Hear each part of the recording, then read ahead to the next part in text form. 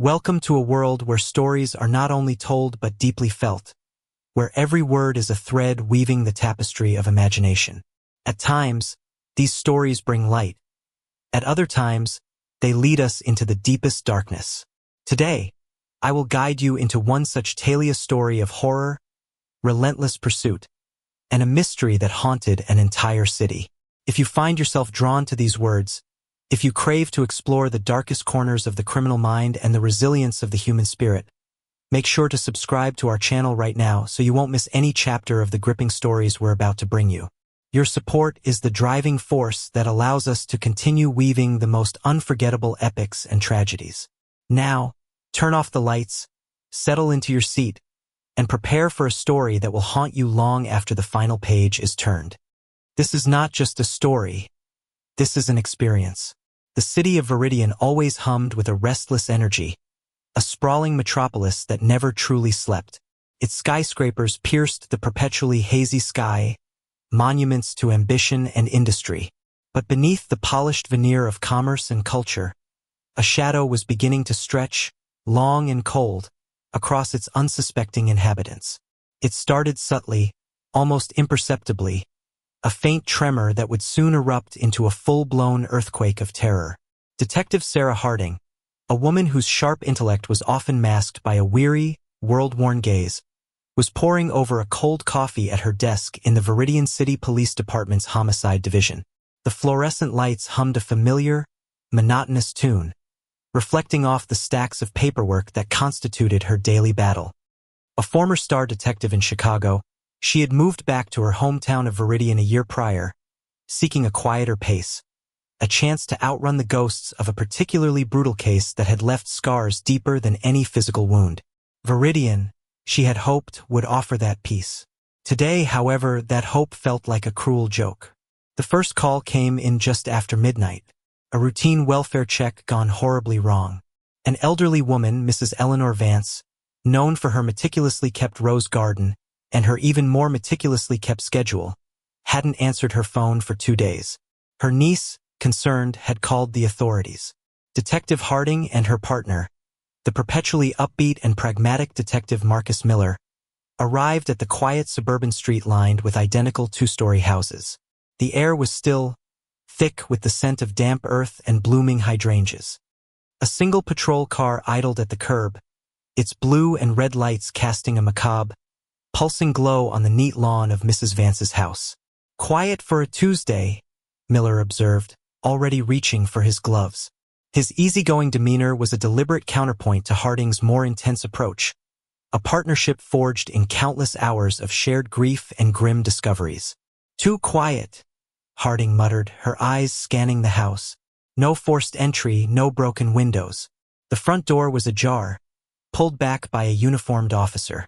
A sense of unease settled over her, a premonition she had learned to trust. Inside, the house was immaculate, almost disturbingly so. Every cushion plumped, every ornament in its rightful place. It was the kind of home that spoke of a life lived with careful order. The silence within was profound, broken only by the creak of their shoes on the polished hardwood floor. They moved from room to room, the air growing colder with each step, until they reached the master bedroom. Mrs. Vance lay on her 4-poster bed, neatly tucked in, as if sleeping peacefully. But the scene was anything but peaceful. Her eyes were wide open, staring blankly at the ornate ceiling, and a thin, dark line snaked around her neck, disappearing beneath the high collar of her nightgown. Her skin was a faint, unnatural blue.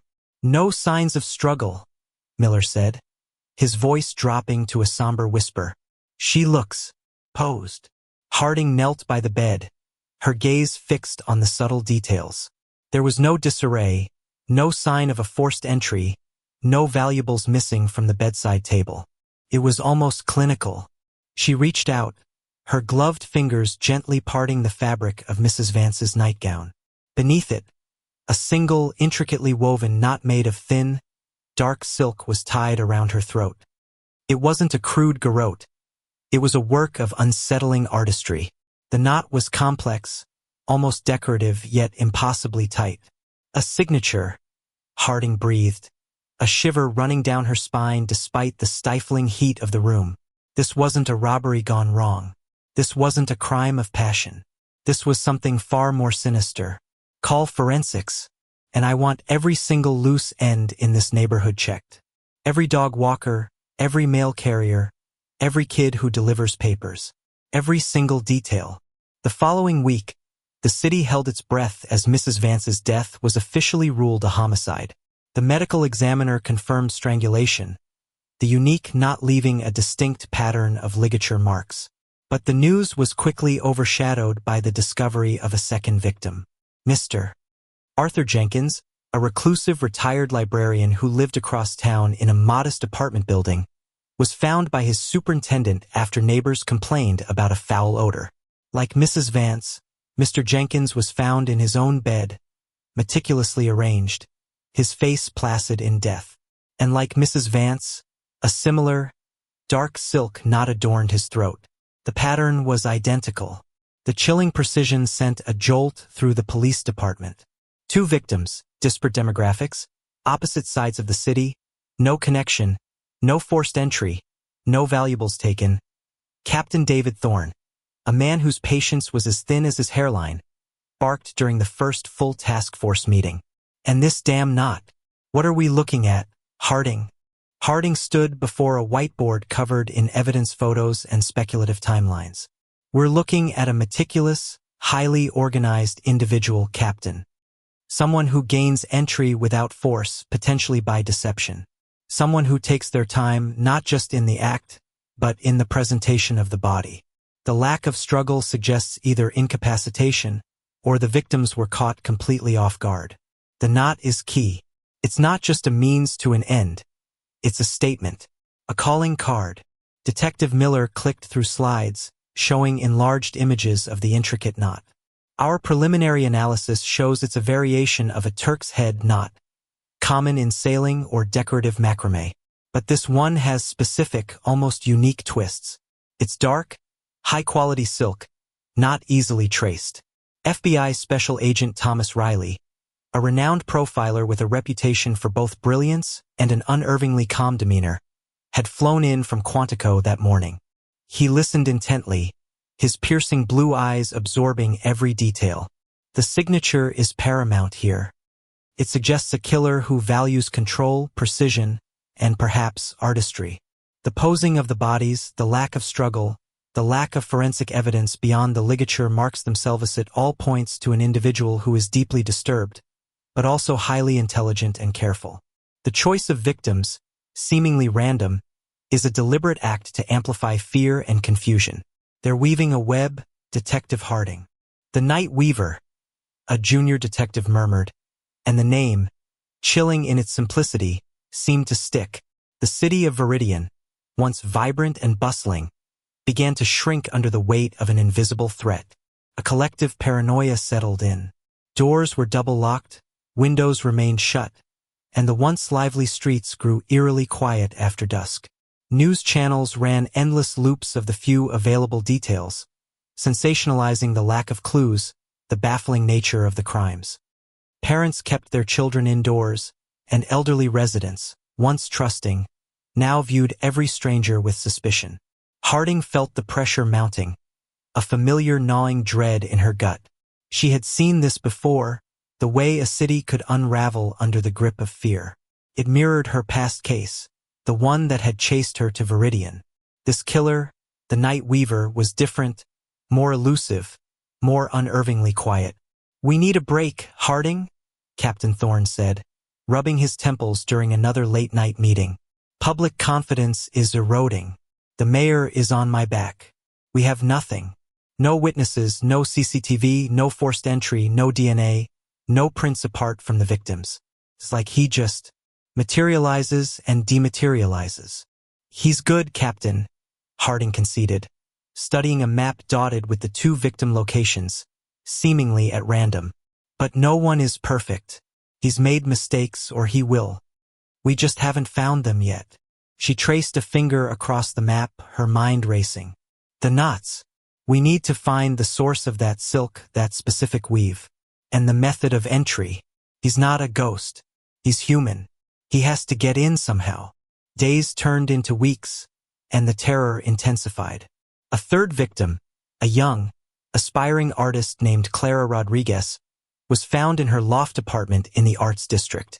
Her landlord, alerted by a missed rent payment, discovered her. She, too, was found peacefully in her bed, a single dark silk knot around her neck, meticulously tied. The consistency was terrifying. The patterns were now clear. Victims were seemingly random, from different walks of life, but all found in their homes, in their beds, posed as if sleeping. All strangled with the same unique knot. The killer was growing bolder, the interval between the murders shortening. Agent Riley updated his profile. This individual is escalating. The increasing frequency suggests a growing confidence, or perhaps a compulsion that is becoming harder to control. The choice of silk, the intricate knot, the careful posing, these are all rituals. He is performing a perverse ceremony with each victim. He sees them not as people but as canvases for his art. His night weaving, Harding felt a surge of cold anger. Art? He's a monster. Indeed, Riley replied, his voice devoid of emotion. But understanding the monster's perspective is the only way we'll catch him. He's likely a loner, socially awkward but capable of charming or deceiving to gain access. He could be anyone. Your neighbor, your barista, the quiet man on the bus. He thrives on anonymity and the fear he creates. The media had a field day. The Night Weaver haunts Viridian, screamed headlines. Talk show hosts debated the killer's motives. Psychologists offered speculative theories, and self-proclaimed psychics claimed to have visions. The city was gripped by a hysteria that seeped into every conversation, every interaction. One evening, Harding found herself alone at the third crime scene, long after forensics had packed up and her colleagues had left. The loft apartment was still permeated with the faint, metallic scent of death, even after thorough cleaning. She stood by the bed, staring at the empty space where Clara Rodriguez had lain. The artist's unfinished canvas still sat on an easel, a vibrant, half-formed landscape. Life, abruptly extinguished. Harding ran her gloved hand over the pristine bedspread. No struggle, no signs of forced entry. How? She closed her eyes, trying to put herself in the killer's shoes, an exercise that always left her feeling tainted. How did he get in? Did he know the victims? Was there a common thread they were missing? Her eyes snapped open. She walked over to the window, a large, south-facing pane overlooking a bustling street. It was securely locked. Then she noticed a small, almost invisible scuff mark on the bottom sill, beneath the closed window, and a faint, almost imperceptible residue, like fine dust. It was something only someone looking for the smallest imperfection would notice. She called Miller, her voice tight with excitement. Marcus, I need you to get forensics back here. Tell them to check the windowsills, all of them, on every single victim's residence. Especially for any kind of residue, something fine, almost like a dust. Hours later, the preliminary report came back.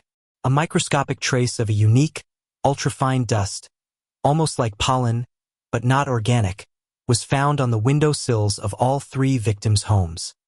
It was a synthetic compound, incredibly rare, used in very specific high-end applications. It's a lubricant, forensics reported, their voices tinged with surprise. A highly specialized, dry lubricant used in precision machinery, like the kind you'd use on high-end locks or specific types of climbing gear. To make things move silently, smoothly. Harding's mind reeled. Climbing gear? Or lock-picking tools?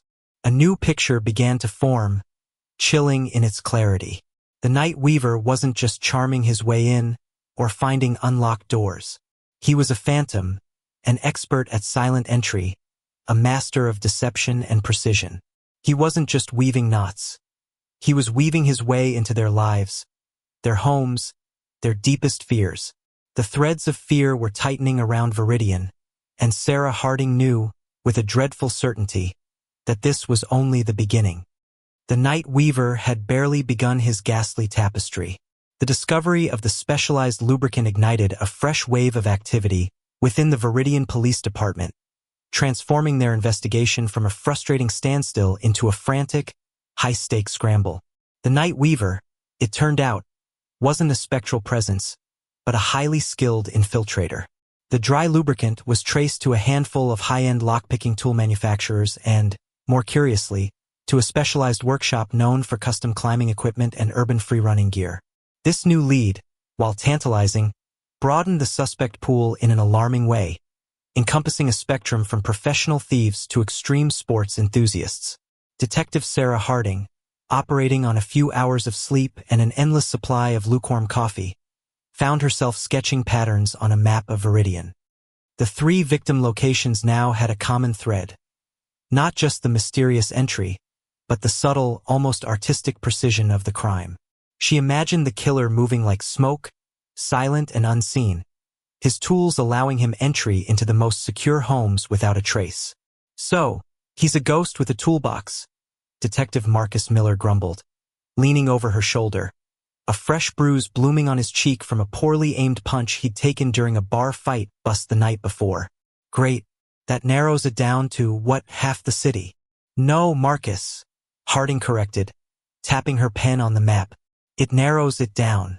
This isn't the kind of lubricant you buy at a hardware store. The specialized. It points to someone with a specific hobby or profession. Someone who values precision, stealth, and has a reason to be highly proficient with locks or quiet movement. Think about the knot sailing, climbing. It's all about ropes, precision, and control."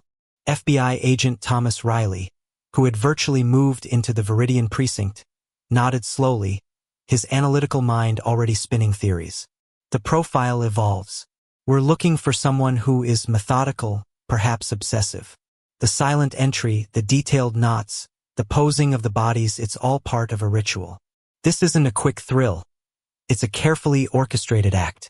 He's taking pleasure not just in the killing, but in the entire process leading up to it, and in the aftermath of terror he creates." The pressure from the public and the mayor's office reached a fever pitch. A 4th victim, a young tech entrepreneur named David Kim, was discovered in his minimalist penthouse apartment overlooking the Viridian River. The scene was sickeningly familiar. The pristine apartment, the absence of forced entry, David Kim peacefully in his bed, the dark silk not a stark contrast against his pale skin. The Night Weaver's reign of terror was tightening its grip. David Kim, unlike the previous victims, was a high-profile target. His death sent shockwaves through Viridian's affluent circles, previously believing themselves immune to the random violence plaguing the city's quieter neighborhoods. Now no one felt safe. The Night Weaver had proven he could strike anywhere, at anyone. The task force threw everything they had at the new lead. They investigated locksmiths, professional safecrackers, rock climbing clubs, urban exploration groups, even high-end theatrical prop designers who might use such specialized silks and lubricants. Hundreds of potential suspects were interviewed, their alibis scrutinized, their homes searched. Each lead led to a dead end, a plausible explanation for the lubricant, or an alibi as solid as concrete. Harding felt the frustration gnawing at her. Each victim's face stared at her from the whiteboard, silent accusations. She began to see the city differently. Every shadow a potential hiding place, every quiet pedestrian a possible predator. The line between rational investigation and paranoid obsession blurred. She remembered the faces from her past case, the ones she couldn't save, and the thought was a cold weight in her stomach. One evening, after another fruitless day of chasing phantoms, Harding returned to her cramped apartment, a solitary space overlooking a grimy alleyway. She was exhausted, her mind a whirl of knots, lubricants, and dead eyes. As she unlocked her door, she noticed something taped to it, a small, unassuming envelope made of heavy, dark paper. No name, no address. Her heart hammered against her ribs. Every instinct screamed at her.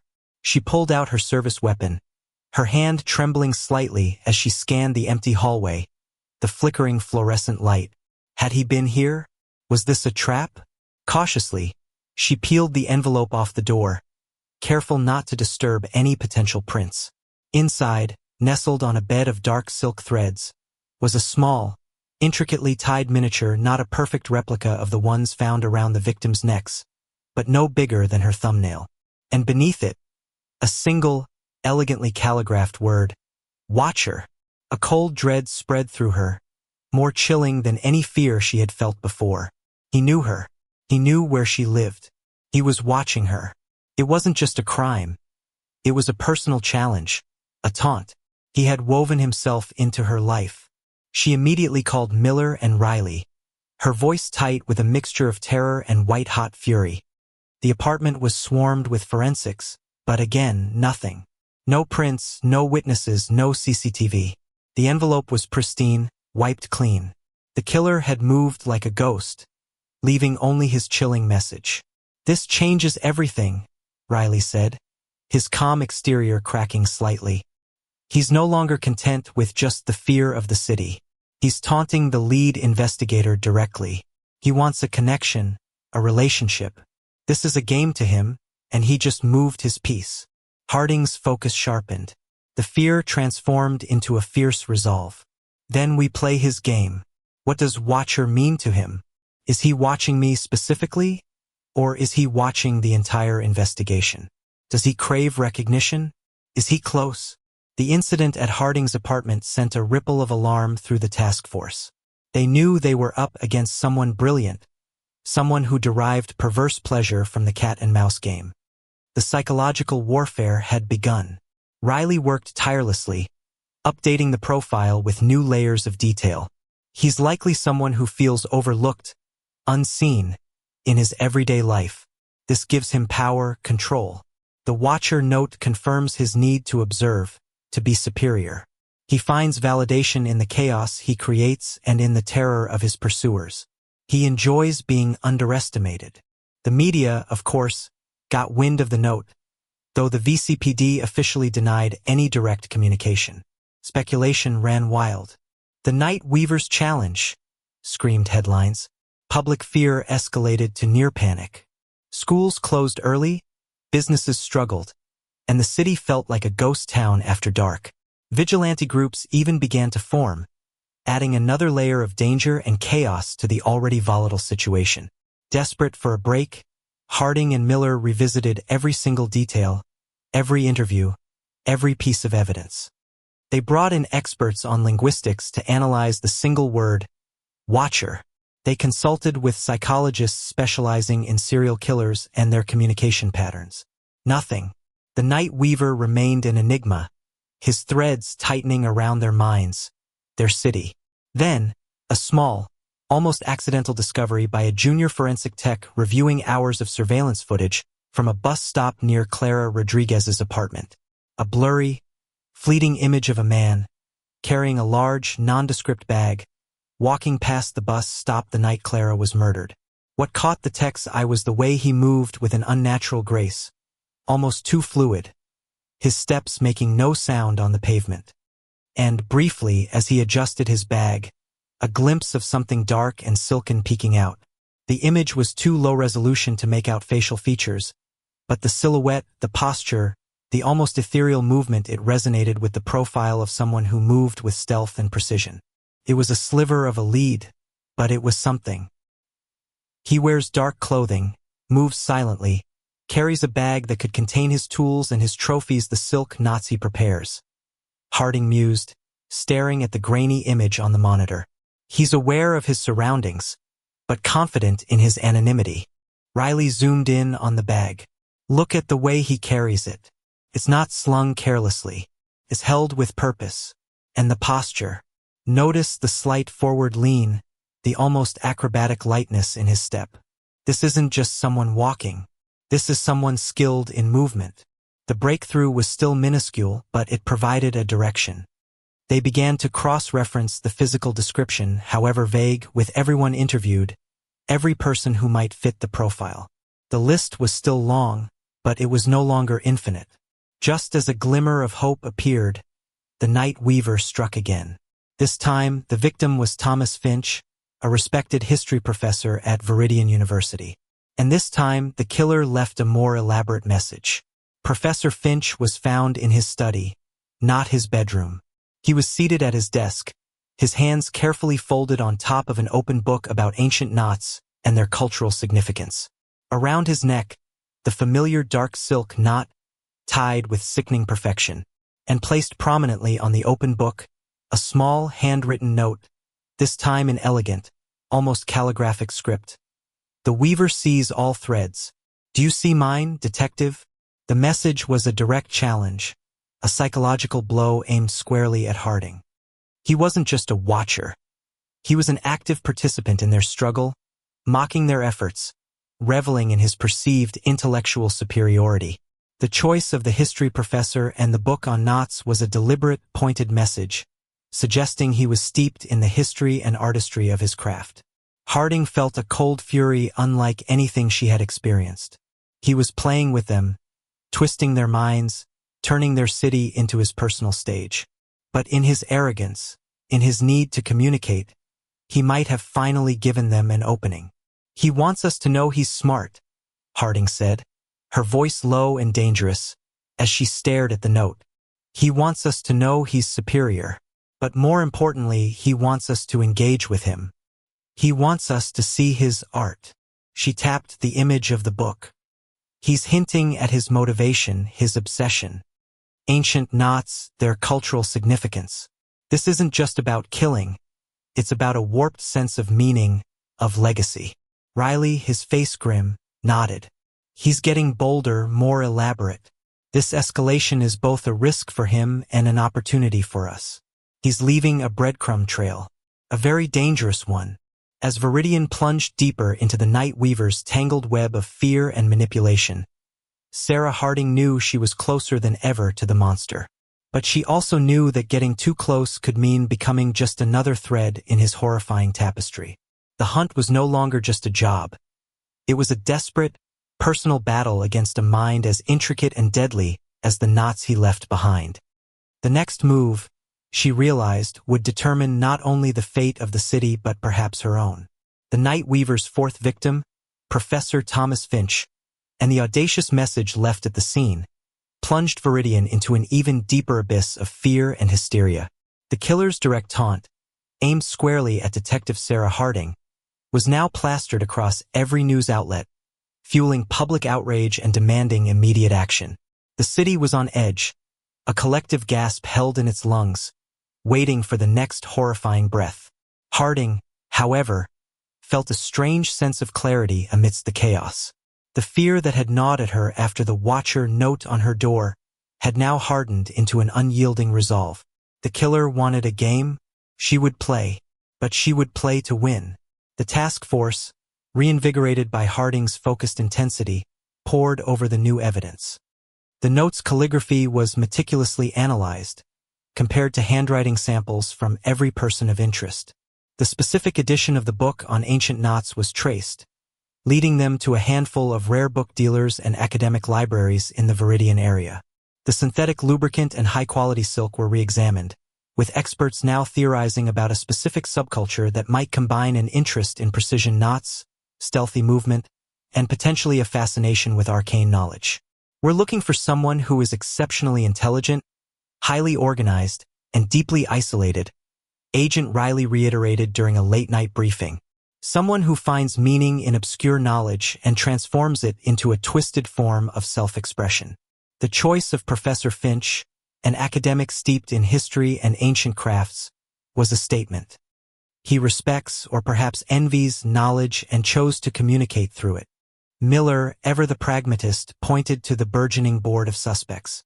Okay, so brilliant, obsessive, probably works alone, and can pick a lock better than a professional thief. That still leaves a lot of PhDs with too much time on their hands.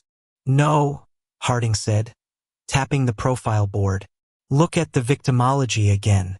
Mrs. Vance, Mr. Jenkins, Clara Rodriguez, Professor Finch. Random, yes, but think about their lives. Eleanor Vance, meticulous, orderly. Arthur Jenkins, reclusive, surrounded by books. Clara Rodriguez, an artist, seeking meaning in creation. Thomas Finch, an academic, consumed by knowledge. What if they aren't random?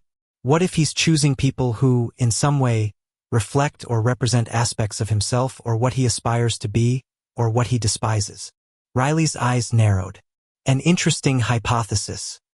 He could be killing aspects of himself, or people who remind him of perceived failures or unreachable ideals. It's a common motivation in highly ritualized serial murder. He's projecting. The focus shifted.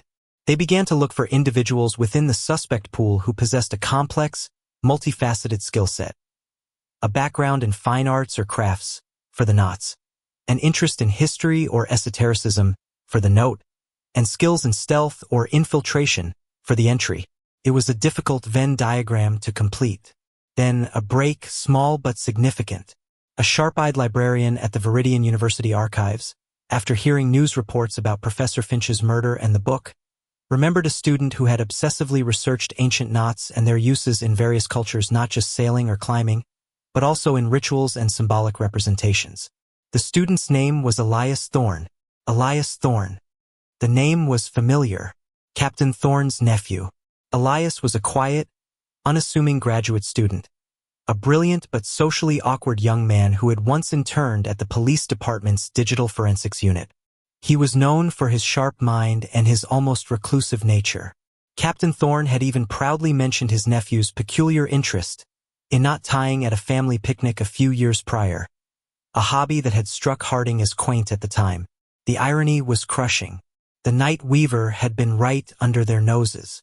Harding felt a chill that had nothing to do with the air conditioning. Elias Thorne, she repeated, the name tasting like ash in her mouth. He worked in digital forensics. He would have access to our systems. He would know our methods.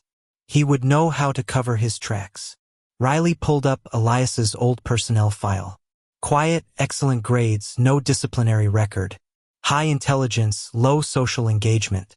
Fits the profile of someone who feels invisible, but possesses a deep, internal world. Miller stared at the photo of Elias, a pale, bespectacled young man with an intense gaze. Captain Thorne's nephew? This is going to hit him hard. The decision to bring in Elias Thorne was agonizing, especially for Captain Thorne himself, who initially dismissed the idea with a furious outburst. But the evidence, circumstantial yet compelling, was too strong to ignore. Elias had a known interest in knots. He had access to specialized knowledge. He possessed the intellect and potential skill set, and his quiet demeanor could easily mask a hidden pathology. He also lived alone, had no clear alibi for any of the murder nights, and, chillingly, had been seen around the university archives just days before Professor Finch's death. Harding and Miller, accompanied by Riley, approached Elias's apartment in a nondescript part of Viridian. The building was old, its brick facade crumbling, a stark contrast to the perfectly manicured homes of the victims. No lights were on. The air was thick with tension. As they reached his door, they noticed something. A faint, almost imperceptible scuff mark on the doorframe, similar to the ones found on the victim's windows, and a tiny, almost invisible fleck of the specialized lubricant. He had been practicing. Harding exchanged a grim look with Miller. He knows we're coming. Before they could knock, a faint, almost melodic hum emanated from within. Then silence. They kicked the door in. The apartment was a labyrinth of books, papers, and an array of intricate knot-tying projects. The air was heavy with the scent of aged paper and something else, something metallic and faintly sweet, like a dark perfume. On a small table in the center of the room, under a single bare light bulb, lay a collection of meticulously crafted silk knots, identical to the ones found on the victims. Each one was perfect, a testament to chilling dedication. But Elias Thorne was not there. Instead, taped to the wall, above a map of Viridian dotted with the locations of the murders and a new, ominous X mark in a previously untouched district, was another note. This one was longer, more elaborate, a manifest in Elias's elegant script. Detectives, you see my threads, but you fail to grasp the tapestry. My art is not merely about death. It is about balance, about the weaving of lives and their abrupt, beautiful cessation. Each knot a perfect closure. Each life a chosen fiber. The watcher does not merely observe. He rectifies. He perfects. The true masterpiece is not yet complete. I am the night weaver, and my work continues. And beneath the note, a final, chilling addendum. Find me at the zenith. The final knot awaits. The zenith, the tallest, most iconic skyscraper in Viridian, currently under construction, its skeletal frame piercing the clouds. The X mark on the map was directly over it. Harding's blood ran cold. He wasn't running. He was inviting them to his final performance. He planned to make a spectacle. He's going to strike again, tonight, Harding said, her voice strained. At the zenith. It's a challenge, a declaration. Riley's face was grim, and a potential suicide by cop or a final public act of defiance. He's chosen the highest point, the most visible. He wants to be seen, finally. The race against time began. Every available unit in Viridian was mobilized, converging on the zenith tower. The skyscraper, a skeletal marvel of steel and glass, glowed ominously against the night sky. Construction lights cast long, dancing shadows, making it a perfect stage for a madman. Harding, Miller, and Riley led a specialized tactical team, ascending the unfinished floors, their flashlights cutting through the dust and gloom. The wind howled through the open framework, a mournful dirge. Each step echoed in the vast emptiness, a testament to the colossal scale of Elias's final canvas. They found him on the very top floor, an open-air platform offering a panoramic, breathtaking view of Viridian. Elias Thorne stood at the edge, a figure silhouetted against the city lights, the wind whipping at his dark clothing. In his hand, he held a length of the dark silk, its familiar knot already half-formed. Beside him, trembling with fear, was a young woman, a construction worker, her mouth gagged, her eyes wide with terror. His final victim, Elias. Harding's voice cut through the wind, sharp and commanding. It's over. Let her go. Elias turned, a faint, almost serene smile on his face. He didn't look mad, not in the wild-eyed, raving sense. He looked satisfied. Over? Detective Harding, it has just begun. This city, this world is imperfect, messy. My work brings order. A final, beautiful order. He gestured to the city below, a sprawling tapestry of light. Each life a thread, each knot a perfection. I am the master weaver, and this is my grand finale. His eyes, beneath his spectacles, held a chilling intensity. They weren't the eyes of a monster from a horror film, but of a disturbed artist, convinced of the righteousness of his morbid craft. You're wrong, Elias, Harding countered, slowly advancing, her hand on her weapon, but her voice calm, coaxing. You're not bringing order. You're bringing chaos. You're not perfecting, you're destroying. This isn't art, it's murder. And you're not a master, you're just a killer. Elias's serene smile faltered, replaced by a flicker of anger. You don't understand. They were messy, unfinished. I simply complete their patterns. He lifted the silk, his fingers moving with practiced, terrifying grace. This final thread, the purest, the most visible, it will make them all see. Riley, positioned to Elias's left, spoke in a low, measured tone. Elias, we know about your childhood, your struggle with feeling invisible, insignificant. You were brilliant, but you felt overlooked. This isn't the way to be seen. This isn't legacy. This is a cry for help that went terribly, tragically wrong. The mention of his past seemed to strike a nerve. Elias flinched, his composure cracking. His eyes darted between Riley and Harding, the silk knot momentarily forgotten. That was their window. As Elias hesitated, Miller, who had stealthily moved to the right, lunged, tackling him away from the edge and away from the terrified construction worker. The silk knot flew from Elias's hand, spiraling into the night. A brief, violent struggle ensued, Elias fighting with a desperate, surprising strength, fueled by a lifetime of repressed rage and a warped vision of grandeur. Harding rushed to the young woman, quickly untying her gag and checking for injuries. The worker was shaken, but physically unharmed. She was safe. Meanwhile, Miller and the tactical team subdued Elias, cuffing him tightly. He didn't resist after the initial outburst, his face now a mask of defeat and a strange, empty despair. The serene artist had vanished, leaving only a broken, disturbed young man. As the first rays of dawn painted the Viridian sky in hues of orange and purple, Elias Thorne was led away, his masterpiece unfinished. His reign of terror brought to a shuddering halt. The city could finally breathe, but the scars would remain. Aftermath. The capture of Elias Thorne, the Night Weaver, sent a wave of relief washing over Viridian, swiftly followed by a profound sense of disbelief and sorrow. The fact that the killer was the quiet, intelligent nephew of the captain of homicide was a shocking revelation that underscored the insidious nature of evil.